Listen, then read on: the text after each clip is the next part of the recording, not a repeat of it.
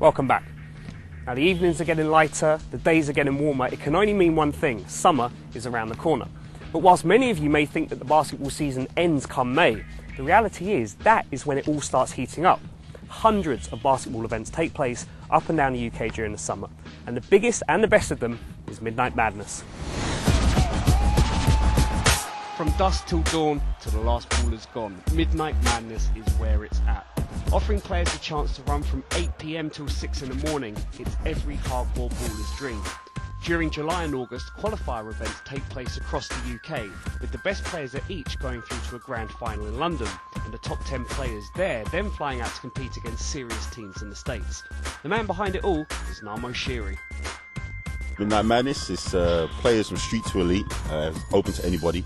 Basically, you come down to an event, you catch the eye of one of the scouts, they'll then promote you to the elite court. Once you're on the elite court, we've got a scoring system that assesses you on your rebounds, points, steals, and so on and so forth. You score one of the top 10 scores on the night, you make it through to the finals. You do the same thing again on finals night, you make the final team to LA. So all you've got to do is come down and play, prove your skills. You're being assessed on a computerized system, so there's no bias involved. Win your way through to the finals and win your way through to LA. As Narmo says, the event is street to elite and caters for ballers of all abilities. So you get everyone from recreational players to national team members coming down to be a part of the events. We open it up to everybody. I mean, I speak to 15-year-old guys during the summer, I speak to the England internationals during the summer, and just invite them down, let them know what the prize is and what they can qualify for. And then if they want to take the initiative and come down, then more than happy to. But I mean, we love having the England guys down too. One such England international is Mike Martin. He's a big fan of Midnight Madness. Midnight Madness, best summer basketball event there is.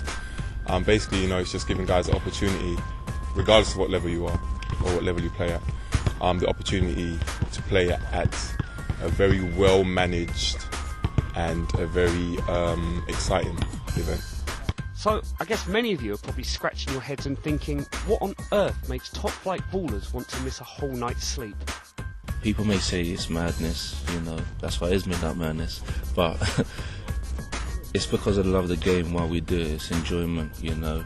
Everyone wants to play, you know, if you had our way, you'd be playing all-night basketball every day of the week, 24/7 every day of the year. But no, it was really cool. The qualifying rounds, basically you're playing anywhere from between like 9 and 6 o'clock in the morning, and no, as long as you eat and drink enough and the adrenaline keeps you going. It's a real, you know, good vibe.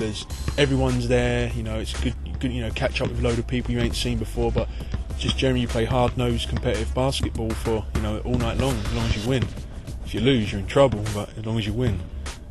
If you're a diehard, you'll understand why we do it. You know, you love basketball, you love music, you love hanging out with your friends and whatnot. Midnight Madness is the place to be. First and foremost, when we started it, you know, I used to play back in the day, and we used to hate getting kicked out of the gym, you know. And there was on occasion, you know, I've been known to get caught in the gym after hours and get kicked out by the caretaker, or 1 or 2 occasions by the police. I know me and my friends and all the ballers out there like to play basketball, don't like to be told you have to stop. We'll continue playing all night. And I thought to myself, when we first started it, there were several reasons we started it for, but when we first started going through the night and people were worrying, will people play till the morning? I had no worries about that, because I know if I had the opportunity to play till the morning, I'd do it. Did the first one, and it seemed that ballers all over the country also agreed. And, you know, now going through the night's nothing. I mean, certainly when you come to an event as well, it goes very, very quickly. You'd assume that 10 hours, that's a long time. But because of all the other things that we've got there, obviously with the gaming zone and all the music and all the other activities we've got down there, it really goes quickly. You'll get on court, play a few games, be looking for your next game, maybe get another run, and then that's it. You know, so then it goes very quickly. So 10 hours really just goes like that. For the last 2 years, the winning players have gone across to the States to take on some of the best street teams out there. In 2005, they battled New York's best. Then last year, really opened some eyes when they beat Chicago's finest 2-1. Drew Spinks was one of the heroes of that team.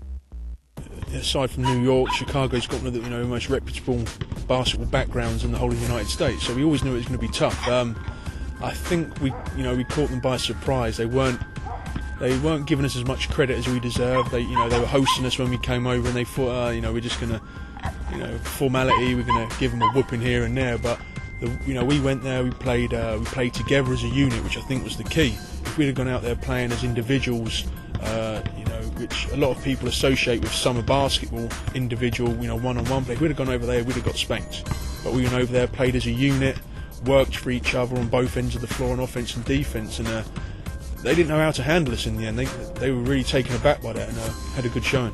Wow, it was an experience of a lifetime for any basketball player. We was out there on a mission to prove a point. You know, we're not here just to be, it's a holiday and just to be and enjoy the experience. The whole part of enjoying the experience is to win. You know, we never came out there to win. You know, we was there to try and put Britain on the map and just to let people know we mean business. It's not a fluke while you see Luol Deng in the NBA. On the court, they did the business. It took a little while to gel. We lost the first game. Guys kind of just feeling each other out. We had a few problems in training camp and stuff like that. But then after that, I mean, once everybody kind of managed to settle down and they felt that they were more acclimatized to the surroundings and the players and stuff, everybody really settled down and just started really gelling. And second, third day, it just felt like you'd known everybody there for years, even if they hadn't known each other for that long. So it was a really good experience, and pulled out the last game by 1 point, I believe. So New York, we really kind of found our feet, didn't know what to expect. We played against some legendary players, you know, so it was really trial by fire. You know, the first game we played out there, we got blown out. You know, we played against some legends out there, Franchise and Speedy Williams and so on and so forth. But the second game, we played against Dominican Power, who were supposed to blow us out by 40. We ended up losing by 6 points, you know, up in the last 2 minutes. So that was progress. And the last game went to overtime, you know, Kingdom in Harlem, legendary court again. So we got better. Then the following year in Chicago, you know, we actually won the series 2-1, you know, with Drew Spinks hitting the winning shot on the buzzer, which was crazy. But, you know, it's been progressive. We've been getting better year on year. And in terms of exposure for the guys, what we're trying to do really is bring something to the table in the UK that the guys don't really get to sample. And that is, when we went to Chicago last year, you know, we were hosted graciously by Luol Deng, you know, and got to go around the Chicago Bulls court and so on and so forth, and just have an experience meeting Ben Gordon, Andre Iguodala, and all of these players and trainers as well of the NBA.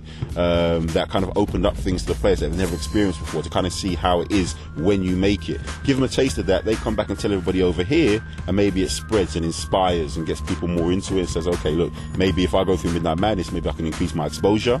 You know, maybe I can get seen and get a taste of what it would be like when I do make it. So yeah, it's been fantastic. And last summer, Midnight Madness ventured into Europe when they entered the team in the incredibly competitive K54 Street Ball tournament in Paris. K54, first of all, is unbelievably high competition. You know, you're talking about, it is quote-unquote a street ball competition, supposedly, but the level of play on there, you're talking about Pro A players and players that are borderline NBA in the case of Amara Sai and some of these guys. And so for our guys, again, they played extremely well.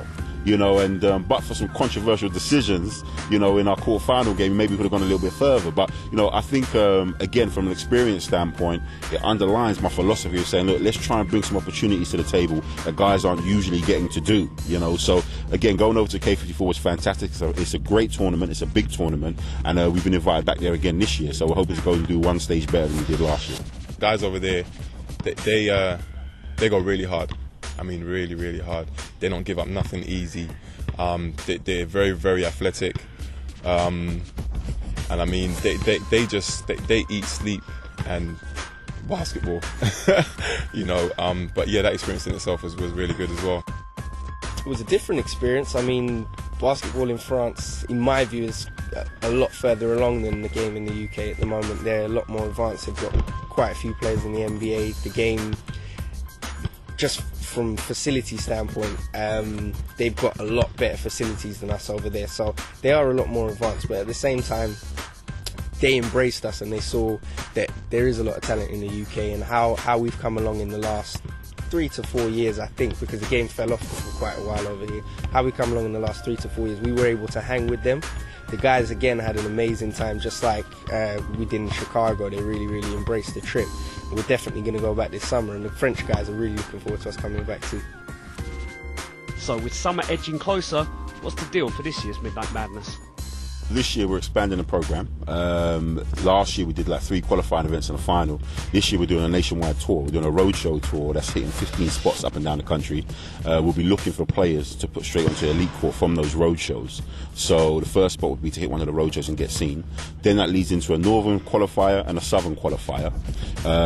From there we'll have a northern team and a southern team, and they play each other in the finals this year. So it'll be a north v south clash, and there'll be no pre-seeding, you know, so we don't get so-and-so that wasn't available just going straight through to the finals. You've got to come through to one of the qualifiers to qualify for the finals, and then north v south, top 10 scorers on the night from finals night, they're the ones that go to LA this year. So, there's rumours of Kobe Bryant and the Lakers being involved and so on and so forth. So it's going to be big, real big. And how do people find out where and when these runs are happening? First and foremost, check the website. You can check www.midnight-madness.com. And also, we've got a close relationship, obviously, with Streetball. So check streetball.co.uk, and they'll also keep you updated. Check the websites first and foremost. As it gets closer to the summer, you'll find information on there.